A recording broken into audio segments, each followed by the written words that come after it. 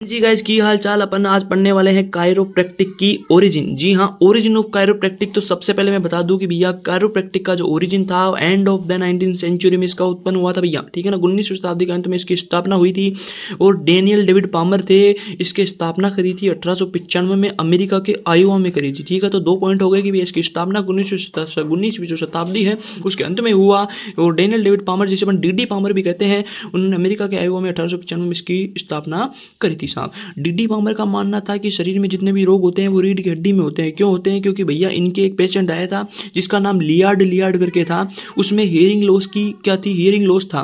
तो उसने क्या करा, डी पामर भैया खुद बहुत ही मेडिकल बड़े रिसर्चर थे जो अल्टरनेटिव मेडिसिन की में रुचि थी।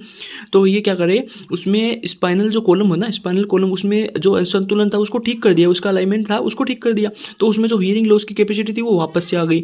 तो इन्होंने बोला कि नहीं भैया ये एक प्रकार की एक अल्टरनेटिव वो है, थेरेपी है, जिसे कायरोप्रैक्टिस ने नाम दिया, जो मस्कुलोस्केलेटल और नर्वस सिस्टम में करती है। अब भैया फिर क्या हुआ, इन्होंने एक पामर स्कूल ऑफ कायरोप्रैक्टिक की स्थापना करी। पामर स्कूल ऑफ कायरोप्रैक्टिक की 1897 में 1895 में इसकी वो दे दिया, कायरोप्रैक्टिक स्थापना कर दी और भैया स्कूल खोल दी। फिर भैया बाप नंबरी तो बेटा 10 नंबरी, तो भैया इनका बेटा था बीजे पामर, जो ने इसका क्या करा, डेवलप करा, कायरोप्रैक्टिक के बारे में बताया।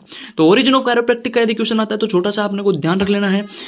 डी पामर क्या था? डी पामर एक प्रकार का मेडिकल रिसर्चर था साहब, जो अल्टरनेटिव मेडिसिन की रुचि रखता था। कायरोप्रैक्टिक की स्थापना करी 1895 में और 1897 में क्या खोली, पामर स्कूल ऑफ कायरोप्रैक्टिक की स्थापना कर दी, जिसको बीजी पामर आगे चलाया, जो आज भी प्रेजेंट में ये यूनिवर्सिटी है साहब।